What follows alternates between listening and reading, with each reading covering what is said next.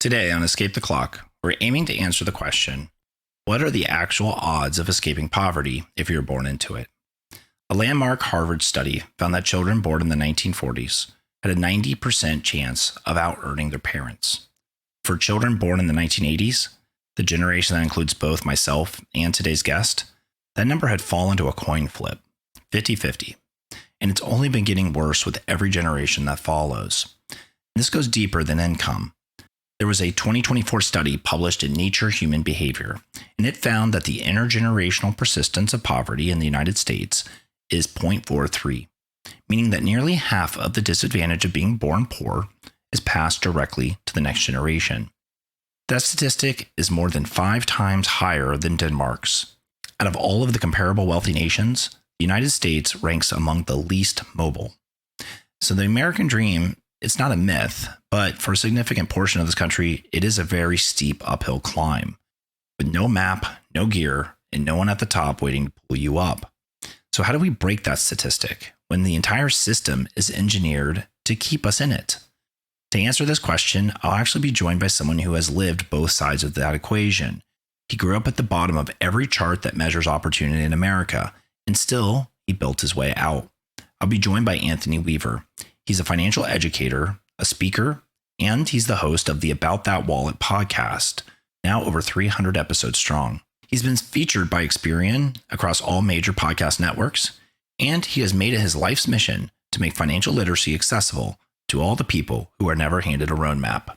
So today, we get into the lived reality of generational poverty, the silent rules that the wealthy families pass down without thinking, and the predatory systems built to profit from financial illiteracy, and the small acts of curiosity that can break the cycle for good. So stay tuned to learn how both Anthony and I broke the statistic that so many feel trapped by. We'll share our personal struggles and the strategies that we use to escape poverty and eventually the clock.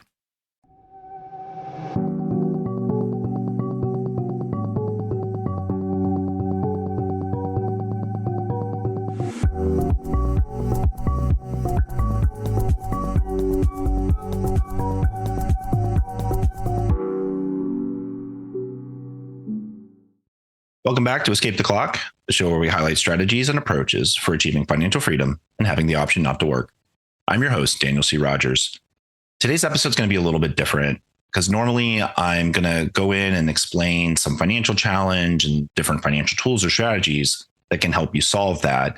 And those mechanics are really important. But today we're going to talk about the reasons behind why we do what we do. Because without financial agency, we're victims of a system that we're either born into or entrapped by. And I am no stranger to that myself. When I was a young boy, the oldest of 3 brothers, life felt quite full. We had a house on a cul-de-sac, had an extra room just for playing. It was nice. It was a really great life. And my father was an entrepreneur. He had started a video rental business, and money wasn't really a thing we even considered as kids. His life seemed really simple. But life has a way of humbling us quickly. And what happened for me is when I was 7, my father's business ended up in bankruptcy. It was a bit too early to the video rental business, and the big chains had come into town. And that one failure unraveled everything. We lost our house. We ended up moving to a small apartment. My father, quite a proud man who had worked very hard to build something, he really spiraled under the weight of what he had lost. And we ended up bouncing from place to place. I was a new kid in school every year to 2. And being a shy kid, there is no lonelier experience than being a new kid and never quite belonging quite anywhere at all. And that really sticks with you. And my father's business gamble, because it hadn't paid off, we just never really fully recovered from that. We never took vacations. We almost never ate out. I hadn't even been on an airplane until I was almost 20 years old. So we just couldn't afford to really do anything. And even our annual school supply budget, mine was 1/3 of $100. That's all the money I ever had for clothes in a single year. So I would wear clothes with tears and patches. And I learned really early what it was like to stand out for the wrong reasons. But something in that embarrassment did light a fire in me. I worked really hard at school and I tried to make something of myself. I got into honors classes and I saw a shot at a higher education.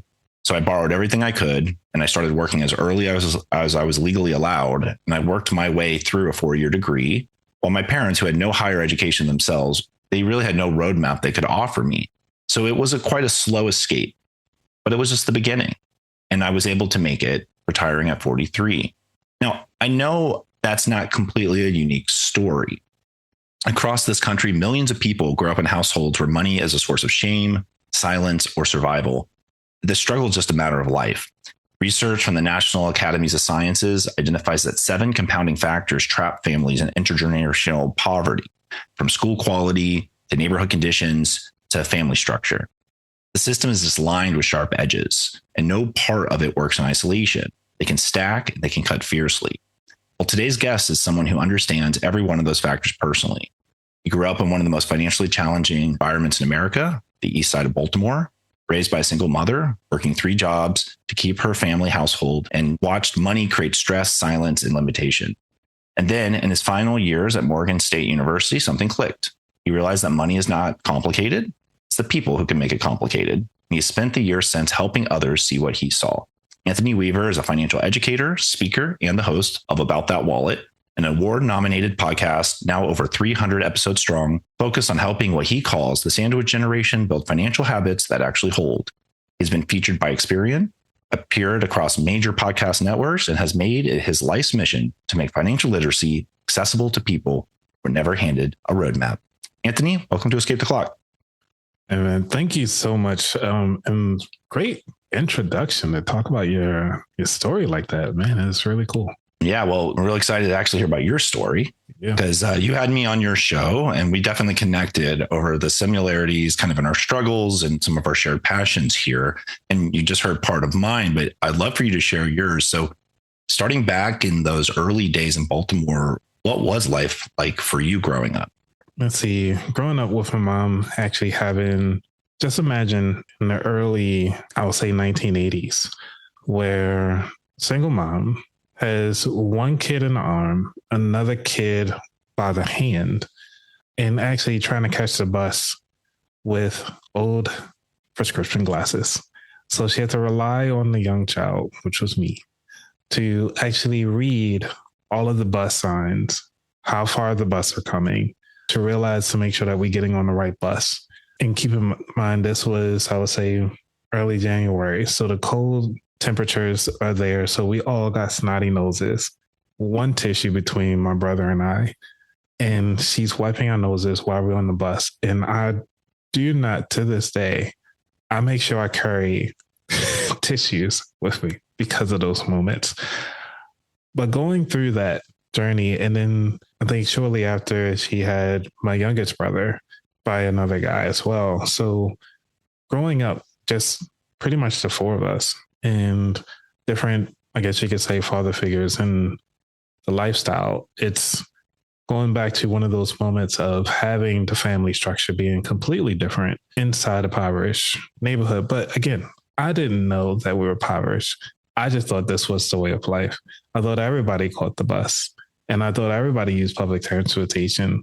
I thought everybody at least experienced the cold nights, the sweats when it's extremely hot, or just smelling the city. Like, I'm not sure if you ever went to like inner Baltimore City and you could just smell, I won't say it's just a hodgepodge of, I won't say trash and pee at the same time, but that sounds like New York. Yeah. So with all that mix, but Baltimore has like that little, it's like, I don't know, it's like a little flavor in the air. And that's how you know you're home. But that's what I grew up in. And with my mom just having a high school education to really try to make sure she put food on the table and we actually have a roof over our head. Coming to realize as I've gotten older that she did the best she could with what she had and the knowledge that she gained and something that she's comfortable with. I had to grow out of that. And I didn't come into that conclusion until I started my podcast. When I started asking people about their stories, what are their lifestyles? How did they come up? And that taught me to realize to give grace, because one of the things that we continuously do to ourselves is try to beat ourselves up on the things that we couldn't control, or we just didn't know. We were just ignorant. And it's like, well, why, Mom, you didn't do this? Or why didn't we move to this particular neighborhood? Why did we move here? Some of those answers we will never get. But sometimes I just don't even bother to ask because it's not going to change anything besides just give me some more insight. Okay. But growing up, deciding to go to college, that was my first being the first one to go to college. My younger brother decided to go to the military side, and the youngest brother, he did attend college. So seeing almost three different ways, we didn't have a roadmap. Mom didn't finish school. My father didn't go to college either. And just really trying to figure this out. So student loans were right there in the midst of all of that. It wasn't until my aunt, who did go to college, she was like, just get a degree, just get in, get out, and do something, because I wanted to go under comp sci for my undergrad, and it was just kicking my butt. So I decided to switch over to pure mathematics, and then I got into topology. It was kicking my butt. And that's where that conversation happened with my aunt. And I was like, I don't know what to do. She was like, just get something. So I decided to finish out an elementary education. But because I had that study mentality, I was able to finish majority of the educational programs early because of the study regimen from pure mathematics. Once I got that degree, comp sci was still my passion. So I went on and got a post-baccalaureate and also a master's degree from Towson University. So that actually helped me out to get that IT degree. So I reached the things that I wanted to do, and I was like, cool. So now what? I'm still figuring things out, going from job to job and still learning things. And in the midst of all of that, during college, it was just kind of figuring out money and how to make that work. And one of my mentors at college at Morgan was actually talking about seed money, which I never heard of seed money or anything like that. And what that meant was, how do people start to invest? And he was showing me on an Excel spreadsheet. I highly recommend, for those of you who are like really visual people, to go ahead on and open up Excel spreadsheet. I want you to start the first row going across the top. I'm going to put 1, 5, 10, 15, 20, 100, 200. Now down the left column, I want you to do 1, 2, 3, 4. Then I want you to skip to 12. And then I want you to do 5. So down that first on the left-hand side, your y-axis, that is where you're talking about the weeks of the month. So you got the first week, second week, third week, fourth week. Then you jump to the 12 months, because you can just say times 12. And then you got the 5-year. The reason why we're doing it that way is because now we're going to start talking about how much would you have if you were to put $1 away a day. I mean, for that week, how much would it be? And then you want to calculate all of that out and multiply that out. So you actually get to see, if you were to put $1 away per paycheck, what would that look like? And then, so you want to constantly try to do that, but it will actually add up. If you divide it further, you can get your daily savings. And what the goal was that he was teaching me is like how to get up to at least to say $10 a day. So for the first week, I wanted to have $70 for a paycheck. Well, since it's biweekly, it was $140. So my goal was actually save $140 per paycheck, regardless of my percentage rates. Even though everybody tell you about percentage rates, you will do 10% this, 10% that. But the thing was to just kind of get me to see the money in the bank. And because of that, that got me understanding, okay, now that I got the seed money, now I can start learning how to invest. I had very little education on investing, or at least where to start. So by having that mentor, he really helped open up my mind to, there are other ways to make money and other ways to make money, make its own money. And by seeing that and having that opportunity, provide me to kind of just look at money a little differently. And then you get your money stories along the way from your parents and your friends and like how they doing it and so forth. But was that your first real money experience, or did your mom kind of talk about money as a child, or did you have other positive or negative experiences when you were younger? Yeah. So my mom, she only told me how to hide money in the house, like actual physical dollars, not to actually put money away. I think the first money thing that she taught me, or anything financially related, was actually getting my first credit card. She was like, you got to go to this store, a jewelry store, and get a credit card, because that's how everybody start off. And you got to make sure that you just pay it monthly. Don't pay it off completely.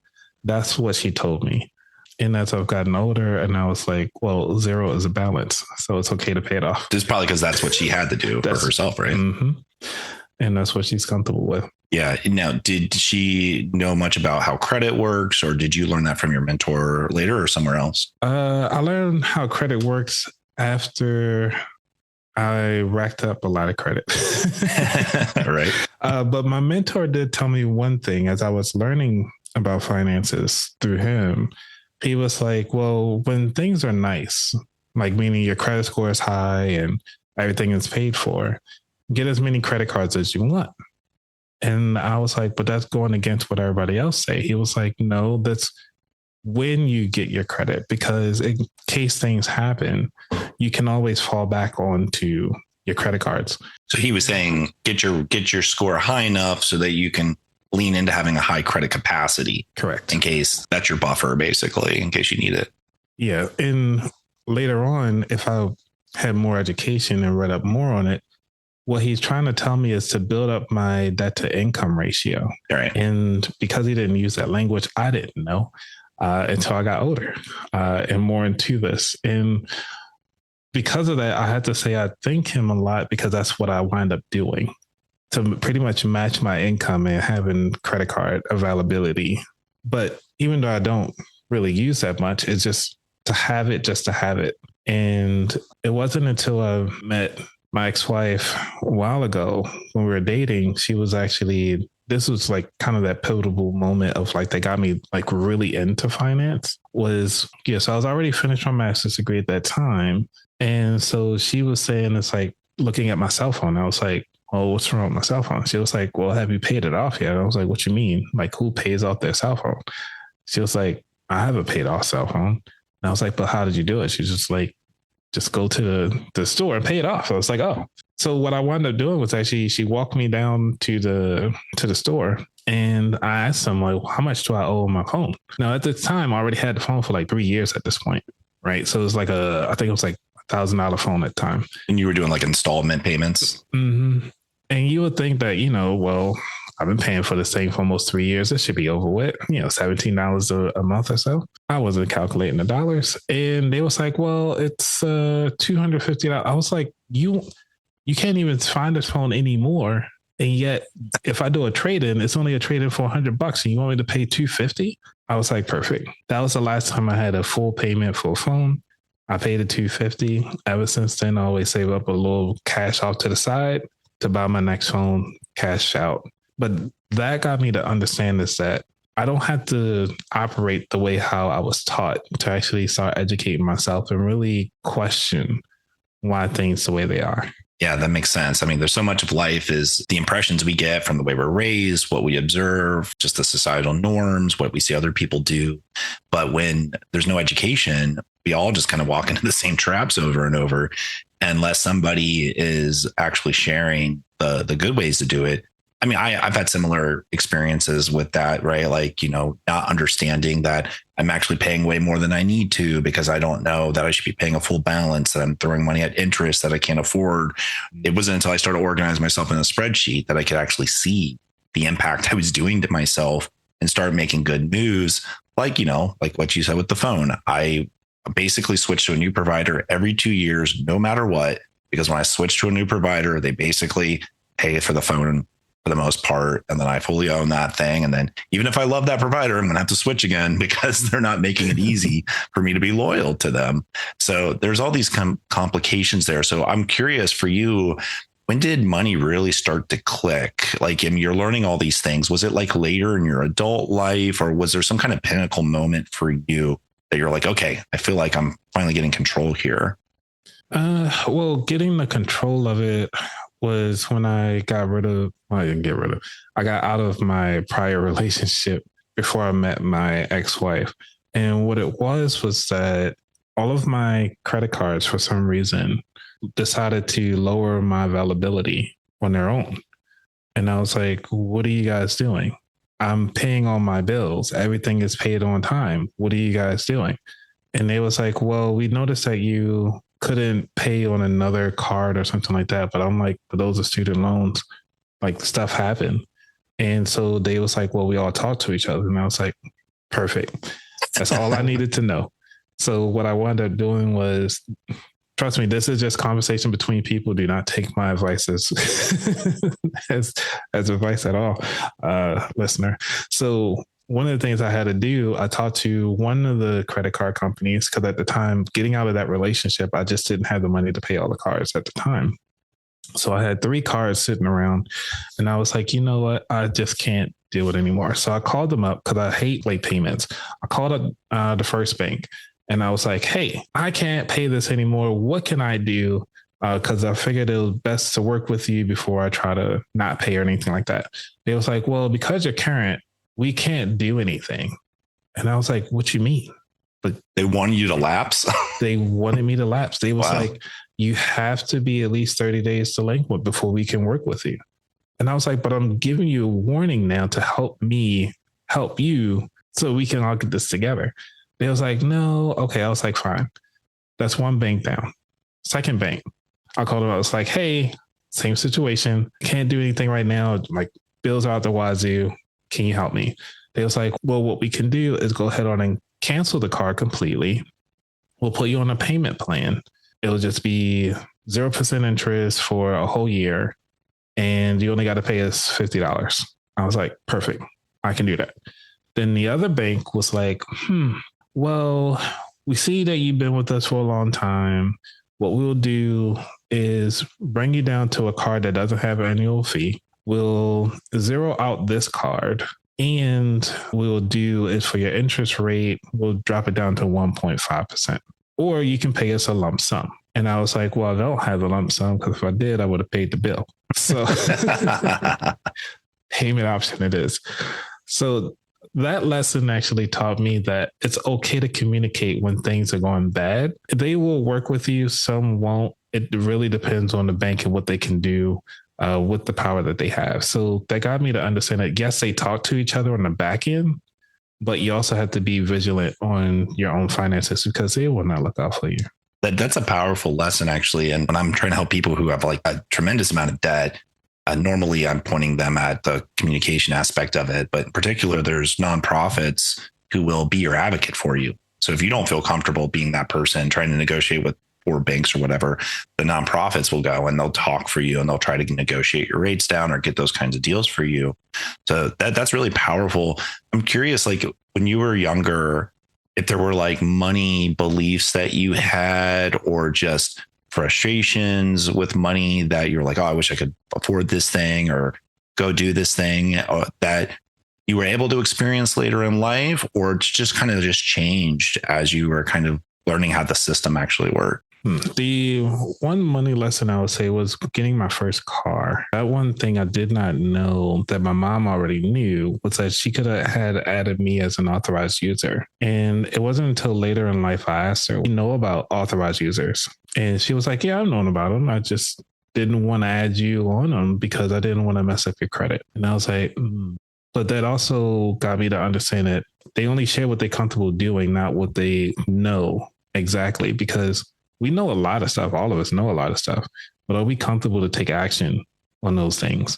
And I think that's what happened. And so I wound up having like a high interest rate on my first car.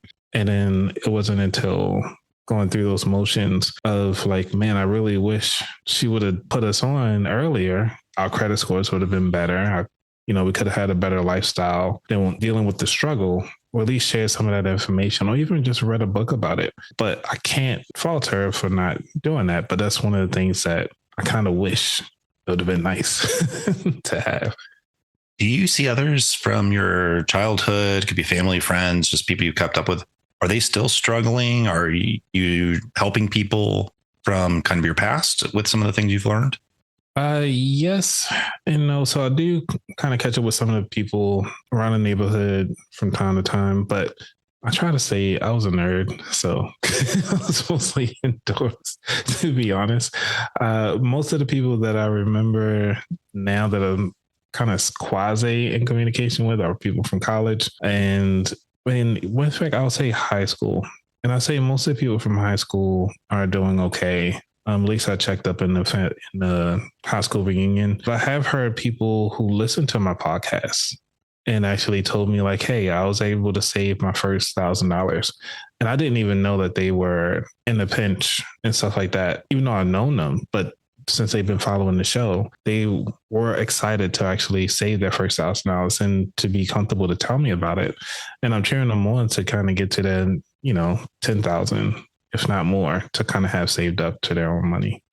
That's awesome. There's this research that shows that children whose parents discuss money openly and model healthy financial behaviors are significantly more likely to develop financial literacy for themselves. Yet in lower income households, many of those conversations are actually avoided. It's not usually out of negligence. The research actually talks that it's more out of like shame or fear, or like people just hide this from each other.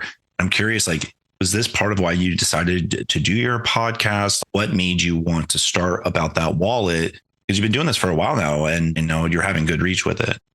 What got me started mostly was understanding that a lot of people just don't know. And growing up, my mom used to say, or at least my mom or even the adults would just say, stay out of grown folks' business. When we're talking and stuff like that, go outside and play. We don't talk about our finances. They don't talk about like, hey, bills are due. They don't talk about anything financially related, just that it costs money to do this, especially when they're going to camps or going on field trips. But those conversations were mostly avoided. You didn't have any like one-on-one conversations with mom or dad to talk about money. You just talk about how to make money for sure, but how to spend it and manage it. No, that was very far through between. Now that you have become more financially literate, how do you see the system today? Do you see it as a predatory system? I know by system, I'm overgeneralizing. There's lots of different parts to it and everything. But do you feel like it targets specific disadvantaged groups more than others? Do you see education as the biggest way to push back against that? How has your mindset evolved? Oh yeah, my mindset evolved. I would say it's through reading. I'm gonna get back to that because one of the books I want to bring up is The Color of Law. Was the first book that I read that kind of got me to understand finances from a systemic point of view. A lot of the things that we experience is a bigger entity against our day-to-day communication with finances. Another thing that I've realized is that the marketing for different neighborhoods are completely targeted towards fast cash when it comes to those payday lenders. You hear them all the time in the low impoverished neighborhoods versus traveling and so forth. You hear about people paying things off completely without having that interest and so forth. So this is the reason why that changed my mindset on what it is that's out there and how to actually position myself to understand like, hey, this is noise. This is actual proof and things that you can actually explore when you take care of your finances. Yeah, no, absolutely. And it's almost like you have to know what parts of the system to avoid, which parts are okay and legitimate. So I'm curious, like if you had a magic wand and you could just change one thing about society or the financial system, what would you change?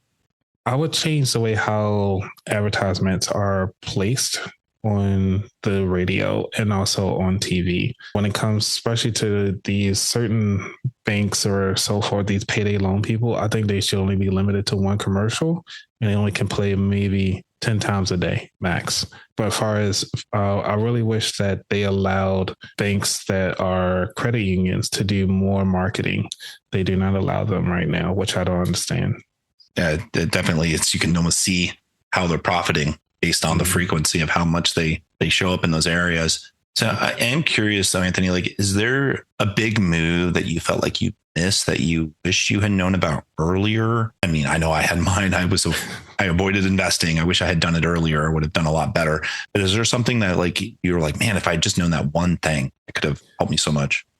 To take my emotions out of investing. To be honest. Oh, we all need that. Yeah. I was an early investor in Facebook, early investor in so many other companies. It's just that I remember when Facebook came out, it was like, what, $24? And I was like, it's just a social media platform. What else is it going to do? And then lo and behold, it's all these things. I kind of wish I would have kept my money there. And so at this point, though, like I know you're doing much better, right? Like, I mean, we got to this point, we're teaching about it. What does financial freedom look like for you personally now? And like, how do you feel about where you are in your personal goals, considering how far you've come? Yeah, personal, like financial freedom for me, that would look like I could just do my podcast all day, every day. Nice. Love it. Because this is my baby here. I love it. Yeah, that's what I'm doing now. And I get a hard time from my family that I just made a new job for myself. It is a full-time job. Well, you're passionate about something, you really lean into it, right? So I definitely spend a few hours every day working on this because I enjoy it. If I don't enjoy it, I won't do it. Yeah, it's freedom of having your time to do what you want. Yeah, for sure. So last question for you. If you could send one message back to yourself when you were a kid, what would it be? Read a book. Honestly, it's like just read a book outside of the educational books, because most of the time you learn about the history, American history, sociology, and so forth. Obviously, I have a few mathematical books behind me as well because I enjoy math. But one of the things I kind of wish I had picked up more was more financial books, more self-help books to kind of help me out with my day-to-day, kind of get me outside of, I guess you could say, in a impoverished neighborhood, you're actually looking for escapism. And so usually you look for stories in other people's situations, but they don't really talk about money. Yeah. That's what I did. I mean, I was reading sci-fi, fantasy, anything I could during that time. And yeah, I agree with that. Like, it's almost like you should eat your veggies. Yeah. Read one book that's good for you before you reach your escapism. That's awesome. Well, thank you so much, Anthony, for coming on the show. How can readers connect with you and learn more about your podcast?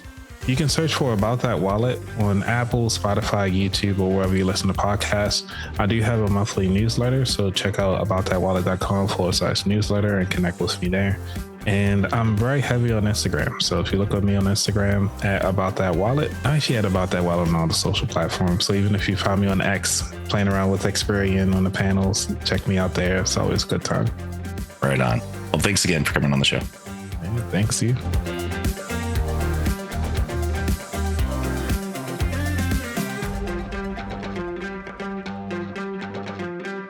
Both Anthony and I grew up with a bad hand of cards. It wasn't either of our faults, and our parents did the best they could to teach us what had worked for them. But the statistic is that those born into poverty rarely escape it.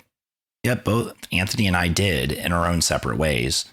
In Ohio, I kept my head down and I leaned into education. The public schools were insufficient, so I read books and I learned through the experience of work. I started my first job at the age of 11, and I didn't stop working until my early retirement at 43. Even part-time work all the way through college. That hustle slowly allowed me to pull myself up out of the hole I was born into. But it wasn't easy. And if it wasn't for the education I gave myself and the financial moves to make that income count and avoid traps that the system lays in front of you, I wouldn't have made it. Anthony grew up on the tough streets of Baltimore.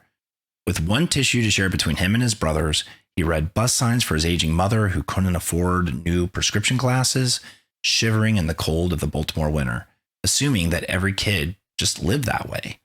So neither of us were taught the rules of money.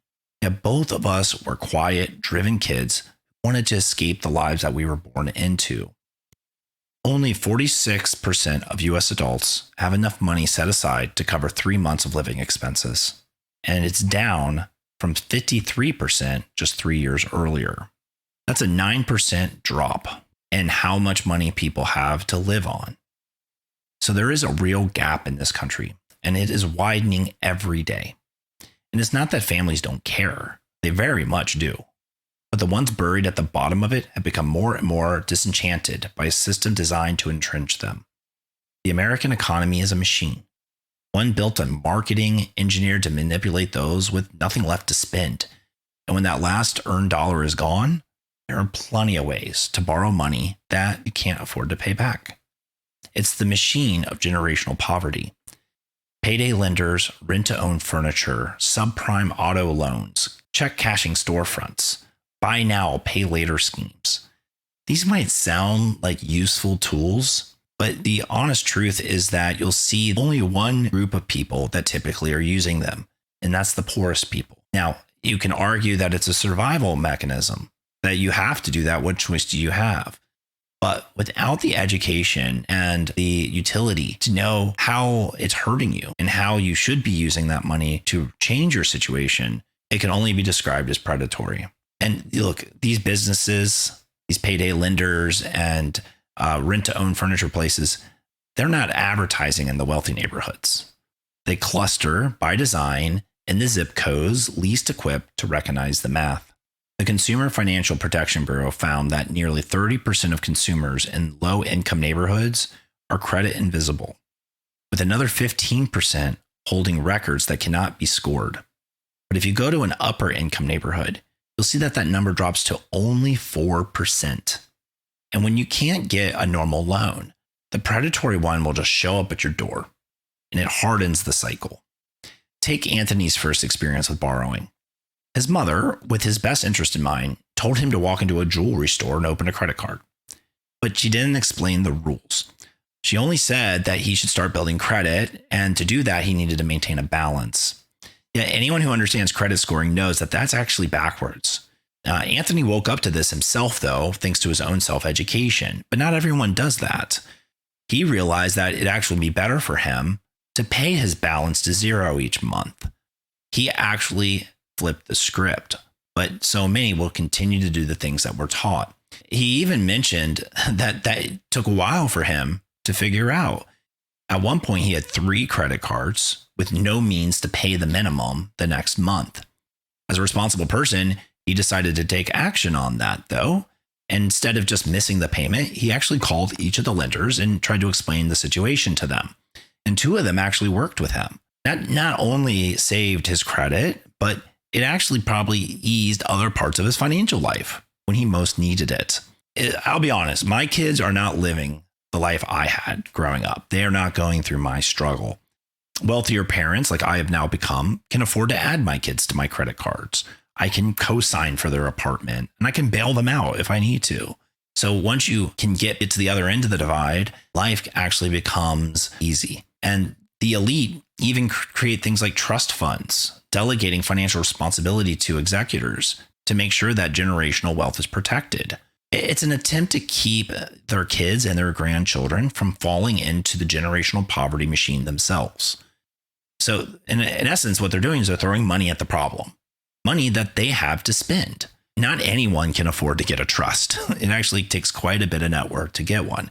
But by having one, depending on the type of trust you get, you can avoid taxes, you can avoid probate, but most importantly, you can avoid the poverty machine, the machine that's going to take the wealth away.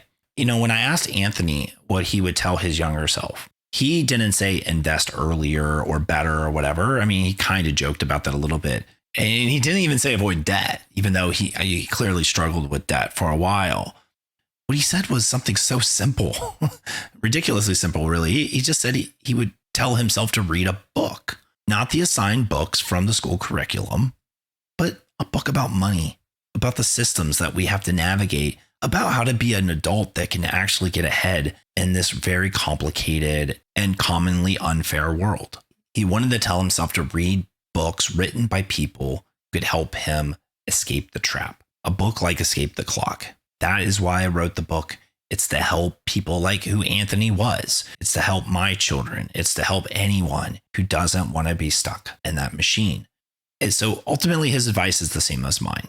The only way to stop the machine is to understand how it works. Then you can avoid the gears and the traps, and you can start to get ahead. If we all taught our children this, the machine could change forever, and only for the better. Imagine if people at every level of the divide, even the ultra wealthy, taught themselves first, and then they taught the people they loved.